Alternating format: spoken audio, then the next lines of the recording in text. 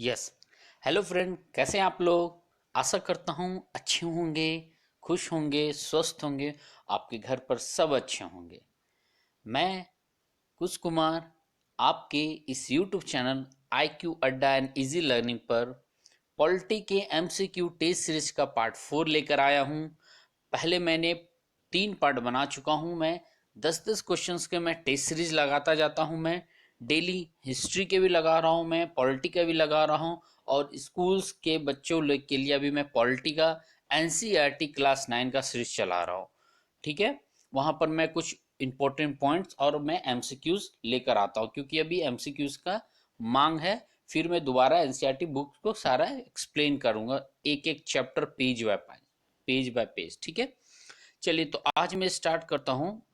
पहले मैं बता देता हूँ, ये लोगो हमारा चैनल का आ गया है। लोगो कैसा है कमेंट करके जरूर बताइएगा। कुछ चेंज करना है या ठीक है जरूर बताइएगा। ठीक है, इस चैनल को सब्सक्राइब जरूर करिएगा। वीडियो पसंद आए तो लाइक करिएगा, अपने दोस्तों के साथ, फ्रेंड के साथ सबसे शेयर करिएगा, अपने व्हाट्सएप ग्रुप पर शेयर करिएगा।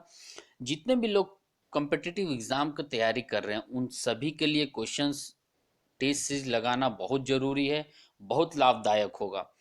खास करके ये मैंने public service commission, net JRF और टीचिंग के लिए टीजीटी और पीजीटी के बेसिस पर अभी क्वेश्चन सेट कर रहा हूँ। ठीक है, चलिए आगे बढ़ता हूँ और स्टार्ट करता हूँ। ठीक है, लेट्स स्टार्ट। तो पहला क्वेश्चन है क्वेश्चन नंबर 31। पहले मैंने 30 क्वेश्चन बना कर चुका था। एक मिनट, यस। हम्म तो पहला क्वेश्चन आज का, वेट, हाँ, पहला क्वेश्चन है, हाँ, क्वेश्चन नंबर 31। राजनीति विज्ञान को वास्तविक बनाने के प्रयास के रूप में किसकी व्याख्या की जाती है? तो आपके पास ऑप्शन है, पहला व्यवहारवाद, ऑप्शन दूसरा आपके पास उदारवाद, ऑप्शन तीसरा आपके पास आदर्शवाद, ऑप्शन चार है आपके पास फांसीवाद। देखिए, सबसे पहली बात दिखाया जा रहा है वास्तविक बनाने का। आपने पढ़ा होगा परंपरावादी राजनीति विज्ञान, व्यवहारवादी राजनीति विज्ञान, उत्तर व्यवहारवादी राजनीति विज्ञान।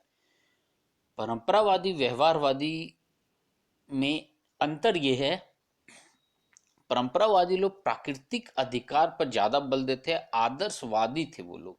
लेकिन व्यवहारवाद जब द्वितीय विश्व युद्ध के बाद आता है, 1950 के दशक के बाद, 1960 70 80 के दशक में, वो लोग राजनीतिक विज्ञान के आधार पर समझाने का, बताने का प्रयास किया गया। ठीक है, तो वास्तविक मतलब एकदम प्रैक्टिकल फिजिक्स की तरह ये है, ये मेटल है, ये एलिमेंट है, ये फिजिकल चेंज है, ये केमिकल चेंज है, जो वास्तविक मुझे दिखे क्या है, इस पर बल देते हैं। ठीक है, तो इसका आंसर होगा ऑप्शन ए, व्यवहारवाद। ठीक है, पहला का आंसर है व्यवहारवाद। ये आदर्शवाद होगा नहीं, ये क्योंकि परंपरावादी राजनीति विज्ञान है। फांसीवाद तो होगा नहीं, ये तो यूं ही कैंसिल है।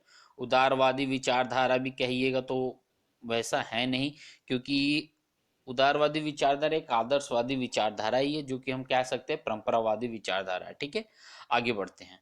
क्वेश्चन नंबर 2 है, मतलब 32। व्यवहारवाद का संबंध किससे है? देखिए, आज मैं डायरेक्ट क्वेश्चन लेके आया हूँ, ज्यादा एक्सप्लेन नहीं करना पड़े।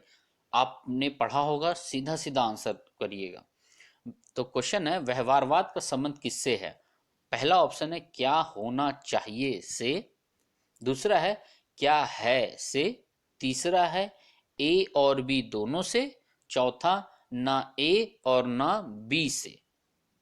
देखिए, व्यवहारवाद बल देता है विज्ञान पर, क्या है, रियलिटी क्या है, ये क्या होना चाहिए, ये आपका किसका था? ये आपका परंपरावादी राजनीति विज्ञान का था। तो ये ऑप्शन कैंसिल। जब ए कैंसिल हो रहा है तो सी भी कैंसिल, उस तरह से डी भी कैंसिल। तो आपके पास एक ही ऑप्शन बच रहा है, ऑप्शन बी। इसका आंसर होगा ऑप्शन बी।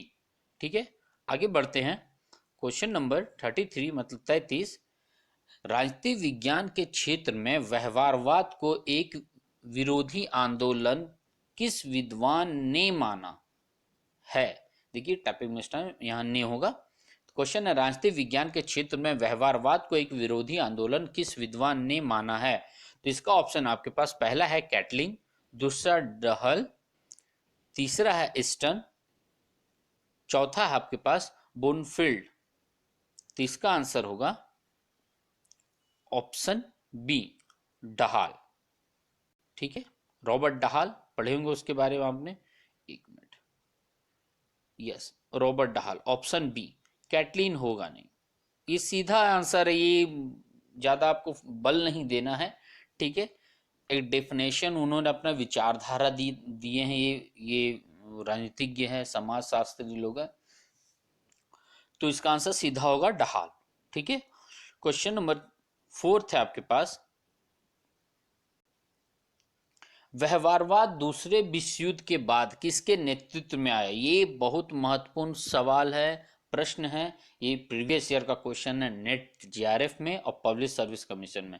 व्यवहारवाद दूसरे विश्व युद्ध के बाद किसके नेतृत्व में आया, मतलब व्यवहारवाद को आगे बढ़ाने का काम किसने किया था? ऑप्शन है आपके पास ई मेरियम, ऑप्शन बी आपके पास आस्तु, ऑप्शन डी आपके पास डेविड ईस्टन, ऑप्शन डी आपके पास कैटलिन, ऑप्शन ई है आपके पास इनमें से कोई नहीं। देखिए सबसे पहली बात, आस्तु तो आएगा नहीं, ये एलिमिनेशन मेथड से अप्लाई करना शुरू करिए। ठीक है, क्योंकि आस्तु थे पहले, व्यवहारवाद के पहले के थे ये। ठीक है, ई मेरियम भी नहीं आएगा, ये व्यवहारवादी थे लेकिन इन्होंने ये ऐसा उनको बढ़ावा देने में बढ़ावा देना और एक समर्थन करना फर्क होता है। मतलब एक लीडर बनना, मॉनिटर बनना और उसका एक समर्थक होना। ठीक है, जैसे आज पॉलिटिक्स सिस्टम में लीडर हैं हमारे प्रधानमंत्री श्री नरेंद्र दामोदर दास मोदी जी, उनके पीछे खड़े हैं श्री अमित भाई जी, है ना। चलिए कहाँ मैं एग्जाम्पल दे देता हूँ, कोई बात नहीं, सही है। ठीक है, तो इसका आंसर होना चाहिए, यस इसका आंसर होगा सी, डेविड ईस्टन। ठीक है, क्वेश्चन नंबर 34 का आंसर होगा डेविड ईस्टन। ठीक है, ये डायरेक्ट क्वेश्चन से आपने पढ़ा होगा तो आपको याद आएगा। चलिए नेक्स्ट क्वेश्चन है, क्वेश्चन नंबर 35, व्यवहारवाद का क्रांतिकारी प्रभाव देखा जाता है, मतलब व्यवहारवाद ज्यादा सक्रिय, एक्टिव कब आया था राजनीति विज्ञान के क्षेत्र में, राजनीति शास्त्र के क्षेत्र में? तो आपके पास पहला ऑप्शन है 1945 से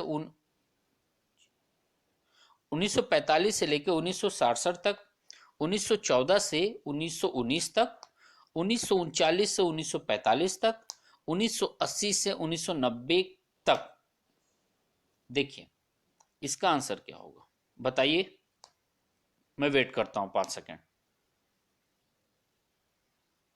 चलिए मैं बताता हूं। सबसे पहली बात देखिए, व्यवहारवाद द्वितीय विश्व युद्ध के बाद एक्टिव हुआ था, सक्रिय हुआ था, विचारधाराओं, राजनीतिज्ञों का विचारधारा बदलने लगा था। ठीक है, तो सबसे पहली बात ऑप्शन बी देखिए, प्रथम विश्व युद्ध का समय दिया हुआ है, तो प्रथम विश्व युद्ध में व्यवहारवाद वैसा सक्रिय नहीं हुआ था। ठीक है, ऑप्शन सी देखिए, दूसरे विश्व युद्ध का समय दिया हुआ है, ये भी नहीं होगा। उस समय व्यवहारवाद का जन्म हो रहा था, मतलब लगभग हो चुका था, द्वितीय विश्व युद्ध खत्म हुआ और इसका जन्म हो चुका था। ठीक है, ऑप्शन डी जो है, इस समय पूरी तरह से व्यवहारवाद आ चुका था। लेकिन क्रांतिकारी कब होता है? जब लोग संघर्ष करते हैं, उस पर विचारधाराओं पर बात करते हैं, है ना। तो इसका ऑप्शन होगा ए 45 टू 67, व्यवहारवाद का क्रांतिकारी प्रभाव हमें द्वितीय विश्व युद्ध खत्म होते ही 50-60 के दशक में, 70 के दशक में हमें देखने को मिलता है। ठीक है, आगे चलते हैं। कहता है, क्वेश्चन है, इंडियन कॉन्स्टिट्यूशन से क्वेश्चन है, स्वतंत्रता का अधिकार संविधान के किन अनुच्छेदों में वर्णित है? आपके पास ऑप्शन है 25 से 30, ये उटपटांग सा ऑप्शन देता है। ऑप्शन दूसरा है 23-24, ये सही है। ऑप्शन तीसरा है 14 से 18, और ऑप्शन चौथा और अंतिम ऑप्शन है 19 से 22।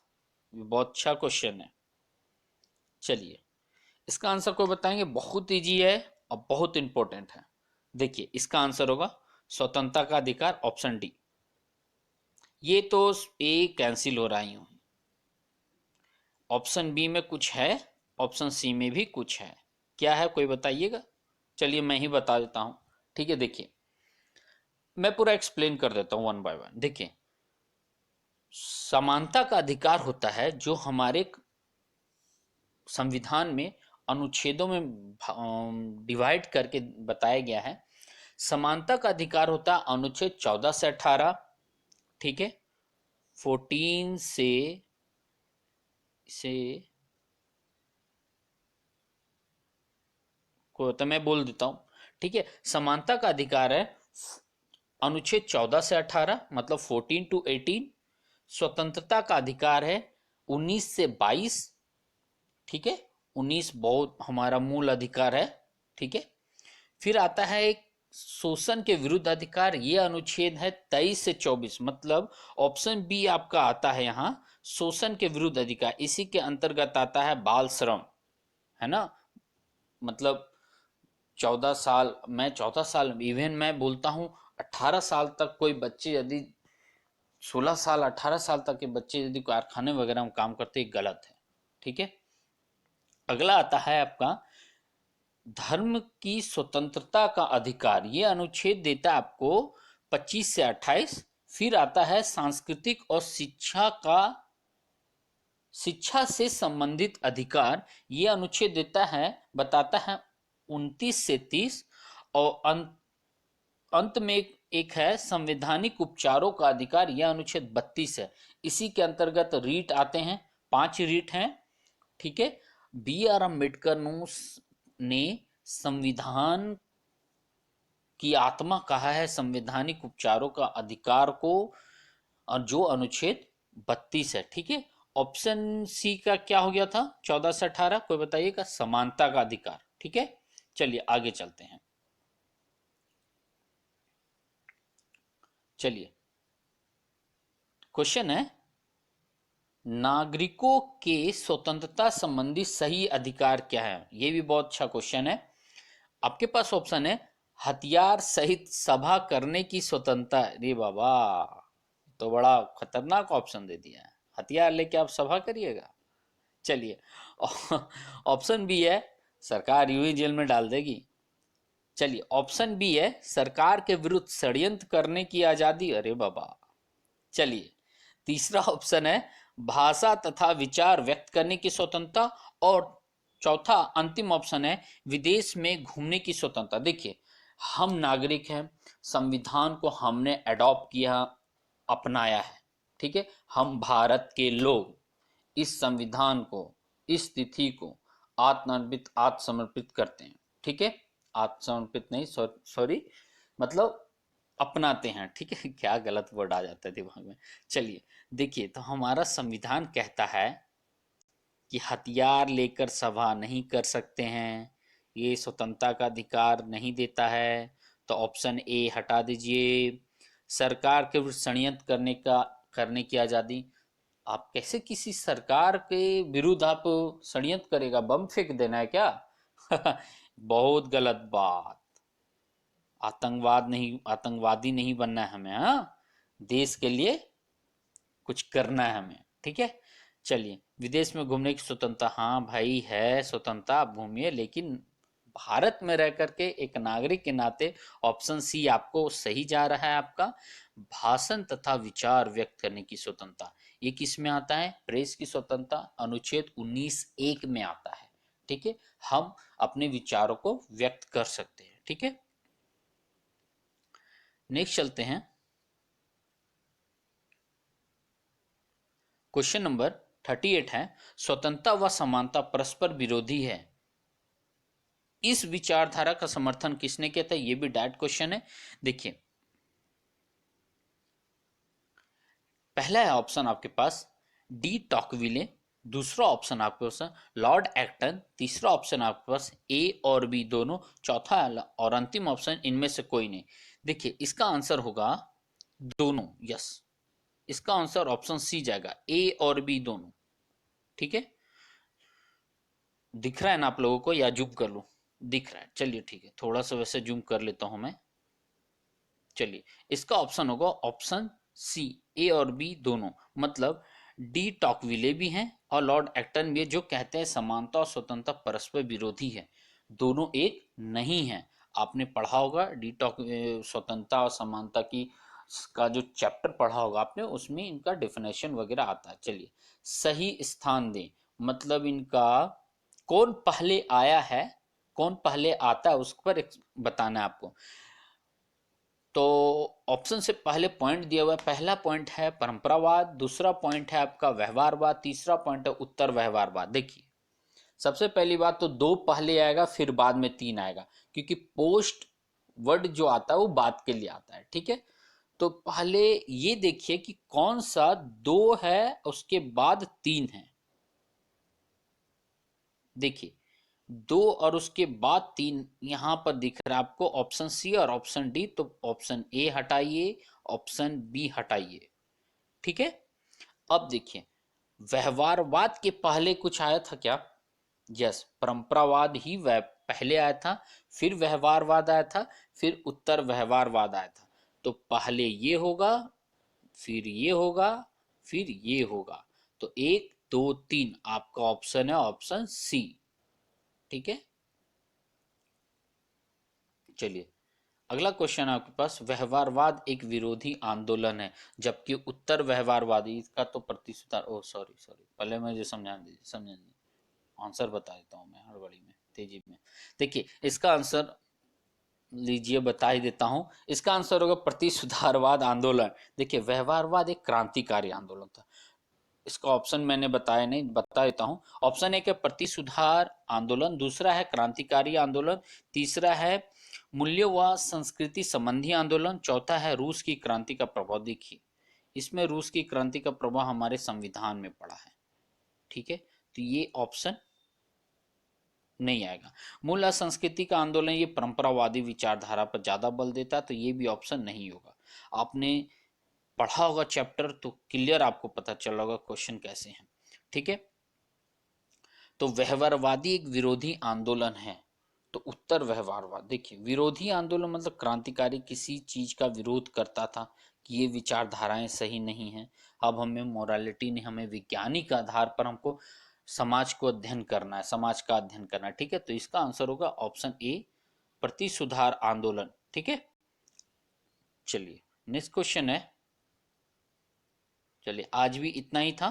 ठीक है, वीडियो पसंद आए तो लाइक जरूर करिएगा, दोस्तों के साथ, अपने रिलेटिव के साथ शेयर जरूर करिएगा इस वीडियो को, सब्सक्राइब करना ना भूलें, और जितने भी आपके व्हाट्सएप ग्रुप हैं सब में शेयर करें, ताकि हर किसी को पढ़ने का हक है, हर किसी को नौकरी लेने का हक है, हर कोई, हर एक इंसान के माँ बाप चाहते हैं कि सामने वाला मेरा बच्चा कमाए, जॉब करे, सरकारी नौकरी ले। ठीक है, तो वीडियो पसंद आए तो लाइक करिएगा, दोस्तों के साथ शेयर करिएगा, पसंद ना आए तो कमेंट करके बताइएगा क्यों नहीं पसंद आया, याद से सब्सक्राइब करिएगा और बेल आइकन भी दबाइएगा, ताकि मैं कोई भी लेक्चर बनाऊं तो आपके पास नोटिफिकेशन पहुंचता जाए।